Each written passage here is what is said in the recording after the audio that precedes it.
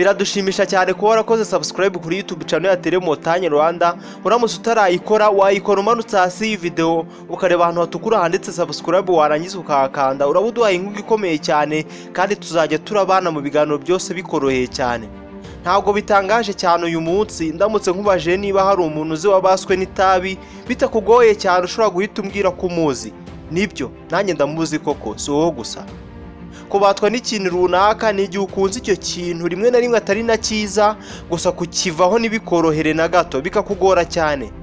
Birumvikana kubatwa n'itabi ni igihe urikunze bitoroshye kurivaho cyangwa se mu yandi magambo kurivaho ku muntu wabaswe naryo bisa nko gupfa kuko kubaho tarifite biba bisa no kutabaho. Nge nitwa Samuel Mugisha. Ese umuntu wabaswe n'itabi hari inzira yamufasha kwibatura ububatabana nabwo cyangwa se ntago bishoboka?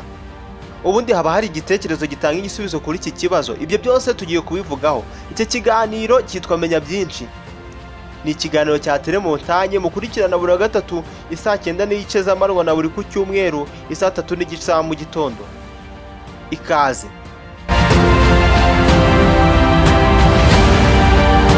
Mu biganiro by'ubushize kuba byibuka twavuze ku kinyabutabire gikorewe mu itabi cyitwa nikotine. Nikotine nicyo kintu mu bigize itabi gishinzwe gutuma itabi rikubata. Kiramutse kitabamo byari gushoboka cyane ko tuzajya tunywa ku itabi ntidusubire kurishaka. Iki kinyabutabire ntikibasira abanywi b'itabi gusa ahubwo cyagiye kure cyane, gisa naho cyarenze imbibi kibata. Kirabata kandi ni na kibi cyane ku banywa itabi n'ababegereye bose by'umwihariko abana. Mu yandi magambo itabi ntirigira ingaruka ku barinywa gusa ahubwo n'ababegereye bose ribagiraho ingaruka. Mureke tuvuge ku nzira zagufasha kwibatura ububata bw'itabi. Ni ibihe bintu wakora nibura ngo ureke itabi burundu uramutse ubishaka? Muri iki kiganiro tugiye kuvuga ku bintu 6 cyangwa se uburyo 6 wakoresha ukava ku itabi burundu. Mu gihe ushaka kureka kunywa itabi burundu ugomba kubanza ugafata umwanzuro ko ugiye kurivaho. Ni byiza cyane kubanza kureba niba ufite impamvu koko igusunikira kuva ku itabi. Nikotine murayibuka twayivuzeho kare, iri mu bikoze itabi.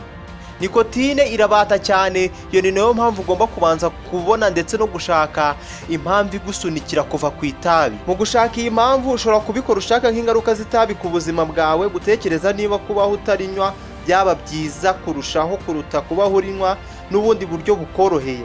Mu nzira yo kwibatura ububata bw'itabi kandi ni byiza cyane gukora urutonde rw'impamvu z'ingenzi zigusunikira kurivaho.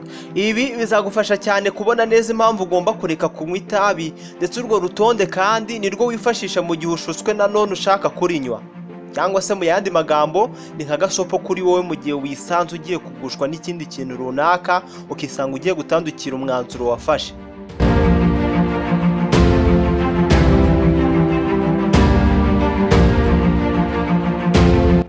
Ikintu cya gatatu ugomba kumenya ndetse no kwibandaho ni ukwitegura ibimenyetso bigaragaza ko nikotine iri kugusohokamo. Itabi rikugiraho ingaruka cyane mu gihe nikotine iri kukuvamo cyangwa se iri gushyira mu mubiri wawe. Igihe uhagaritse kunywa itabi akenshi na kenshi uhura n'ingaruka nko kumva ushaka kongera kurinywa, kumva usa naho utabayeho neza, kuribwa umutwe, kwiyongera kwa apeti yo kurya ndetse no kwiyongera kw'ibiro cyangwa se kubyibuha muri rusange. Ni byiza cyane kumenya ko kandi kureka ndetse no kuva ku itabi bitari ibintu bihita bipfa koroha.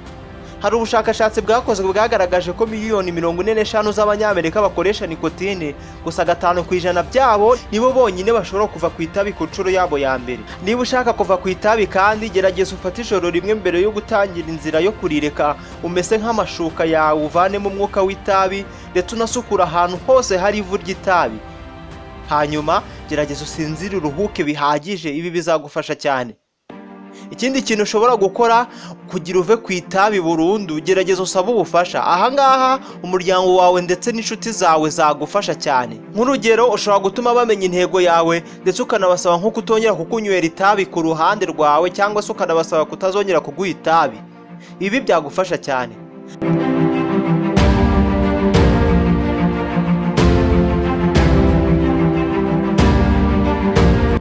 Ikintu cyanyuma ushobora kwibandaho ni ugukomeza gahunda yawe nubwo wahura n'ibigusubiza inyuma. Nk'urugero niba wisanze wongeye kwisanga wanyoye ku itabi, si ngombwa kwiyumva nabi, ahubwo gerageza wibabarire wemere ko uwo munsi byari bikomeye kandi ko kuva no kureka itabi ari urugendo rurerure. Hanyuma ibyo byose nibiba cyangwa se biramutse bibaye, subira kuri gahunda yawe ku munsi ukurikiyeho. Ibi bizagufasha cyane. ni naha dusorera ikiganiro menya byinshi cy'uyu munsi. Ikiganiro tubashimira kuba mwakurikiye ni ikiganiro cya telemontanye bukurikirana buri wa gatatu isaa 9:30 z'amanywa na buri ku cyumweru isaa 3:30 za mu gitondo. Iyo ni nayo mpamvu niba ushaka kuzagira abona ibiganiro byacu byose bikoroheye cyane, bigire mu ruhare umanuka hasi iyi video reba ahantu hatukura ndetse subscribe hakande, ubundi tujye tubana mu biganiro byacu byose uko tubishizeho ako kanya. Nge nitwa Samuel Mugisha, ndabashimiye cyane.